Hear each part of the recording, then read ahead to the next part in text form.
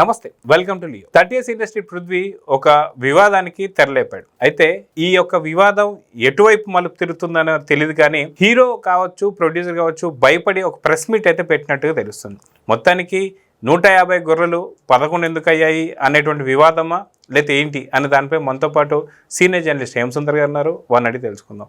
Sir నమస్తే. నమస్తే అండి. సార్, 30 ఇండస్ట్రీ పృథ్వీ ఎవరైతే ఉన్నారో ఆయన సినిమాల్లోకి రావడం కావచ్చు, అంటే గతంలో 30 నుంచి చేస్తున్నా సరే మధ్యలో కొంత రాజకీయం జరిగింది. ఆ రాజకీయాల్లో పలు పార్టీలు మారడం జరిగింది. సో ఏదైతే ప్రతిపక్ష పార్టీ అయినటువంటి యొక్క వైసీని విమర్శిస్తున్నట్టుగా ఏదైతే 151 మేకల నుంచి 11కు పడిపోయాయి అనేటువంటి ఒక ఏదైతే ఉందో, దీనిపైన వైసీపీకి సంబంధించిన సపోర్టర్స్ వాళ్ళు చేస్తున్నటువంటి యొక్క ట్వీట్లు కాబట్టి వీటికి భయపడే విశ్వక్సేన్ ఈరోజు ప్రెస్ మీట్ పెట్టాడంటే ఏం చెప్తారు? అంటే అసలు విశ్వక్సేన్ ప్రెస్ మీట్ పెట్టడం ఆశ్చర్యంగా ఉంది నాకు. సాధారణంగా విశ్వక్సేన్ సినిమా రిలీజ్ అవుతుందంటే ఏదో ఒక కాంట్రవర్సీ క్రియేట్ అవుతుంది అనుకుంటా నేను. గతంలో కూడా ఒకసారి హల్చల్ చేయటం ఏది జరిగింది. అవును. కానీ ఈసారి ఎందుకనో ఆయనే దిగి వచ్చి ప్రెస్ మీట్ పెట్టడం అనేది నాకు ఆశ్చర్యంగా అనిపించింది ఒకటి. ఇంకొకటి ఏంటంటే సినిమా వేరు, రాజకీయాలు వేరు. సినిమా వేదికల మీద రాజకీయాల ప్రస్తావన ఉండకూడదు. పృథ్వీ చేసిన తప్పు అదే.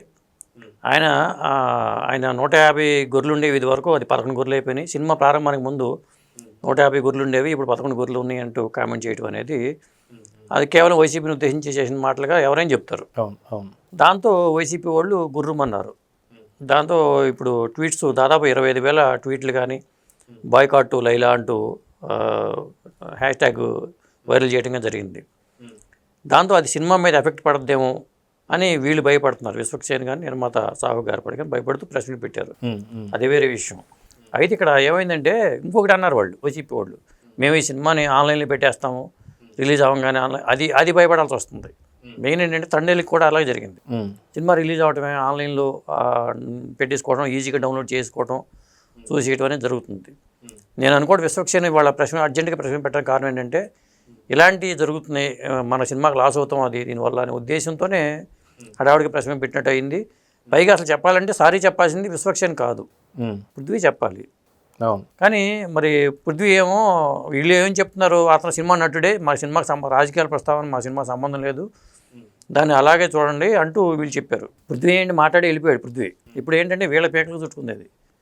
దాన్ని ఎట్లా మరి రెక్టిఫై చేద్దాం అనే ఉద్దేశంలోనే వాళ్ళు ప్రెస్ మీట్ పెట్టారు, హడావుడిగా సారీ చెప్పారు. అయితే మనం చూసుకుంటే విశ్వక్సేన్ గతంలో ఎప్పుడు కూడా ఏదైనా ఇట్లాంటి సినిమాకి ప్రమోషన్కి సంబంధించి కావచ్చు, లేదా తన సినిమాకి సంబంధించిన ఓపెనింగ్స్ కానీ లేదంటే ఈవెంట్స్ ఏది జరిగినా సరే కొంత రెచ్చగొట్టే ధోరణి మనం ఇప్పటిదాకా చూసాం. కానీ విశ్వక్సేన్లో ఈ మార్పు అనేది మనం ఫస్ట్ టైం చూస్తున్నట్టుగా చెప్పుకోవాలి.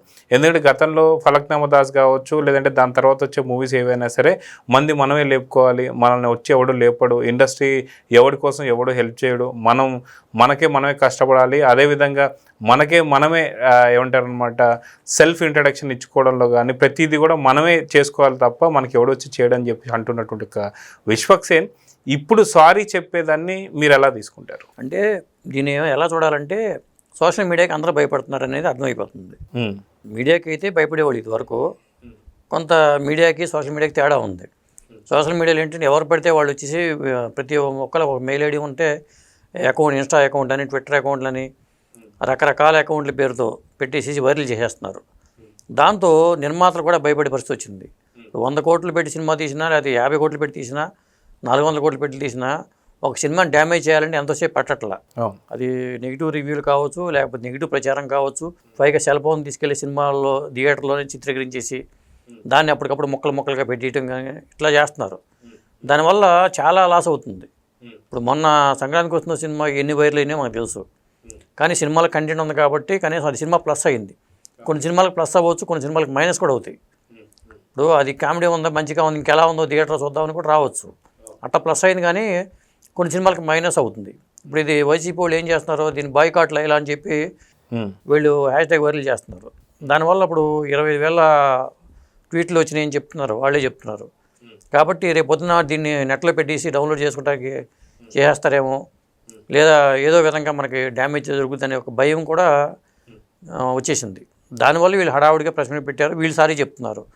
ఇప్పుడు వీళ్ళు సారీ చెప్తే వాళ్ళు యాక్సెప్ట్ చేస్తారా, లేకపోతే మళ్ళీ పృథ్వీ సారీ చెప్పాలని కోరుకుంటారా, మరి పృథ్వీ ఏం చేస్తాడనేది మనం వెయిట్ చేయాలి. అయితే సాధారణంగా ఇలాగ వీళ్ళు ఏదైతే వైసీపీకి సంబంధించినటువంటి ఒక సపోర్టర్స్ ఉన్నారో వాళ్ళు బెదిరించేదాన్ని ఎలా చూడాలంటారు? ఎందుకంటే దాదాపు సినిమాని హెచ్డి ప్రింట్ పెట్టేస్తాను అని చెప్పేసి అంటున్నటువంటి మాటలు ఏవైతే ఉన్నాయో ఇది సుమోటోగా తీసుకొని డిపార్ట్మెంట్ కూడా ఎవరైతే ట్వీట్ చేశారో వాళ్ళని అరెస్ట్ చేసే అవకాశం కూడా లేకపోలేదుగా, అలా కూడా చేయొచ్చుగా. ఖచ్చితంగా ఉంటుంది. వీళ్ళు ఇండస్ట్రీ బలంగా స్ట్రాంగ్గా ఉండాలండి. ఇండస్ట్రీ వాళ్ళు మనకు ఎందుకు లేని చెప్పి వాళ్ళు భయపడుతున్నారు. ఇట్లాంటి జరిగినప్పుడు ఒక సినిమా నష్టం జరిగినప్పుడు ఇండస్ట్రీ స్పందించాలి, ఇండస్ట్రీ పెద్దలు స్పందించాలి. ఏ సినిమా జరిగినా ఛాంబర్ తరపుని వాళ్ళు చర్య తీసుకునేలాగా ఉండాలి. నిర్మాతలు ఒక ఫైట్ చేయడం ఒకటే కాకుండా వాళ్ళ ఈ సినిమా జరగవచ్చు, రేపు ఇంకో సినిమా జరగవచ్చు. ఇలాంటి జరుగుతున్నప్పుడు అసలు ఎక్కడ జరుగుతుంది, ఏ ఐపీ అడ్రస్ నుంచి వీళ్ళు అప్లోడ్ చేస్తున్నారో ఇవన్నీ చూసుకుని వాళ్ళ మీద చర్య తీసుకున్నట్టుగా ఉండాలి ఒకటి. ఇంకోటి ఏంటంటే మాట్లాడేవాళ్ళు కూడా ఆచితూచి మాట్లాడాలి.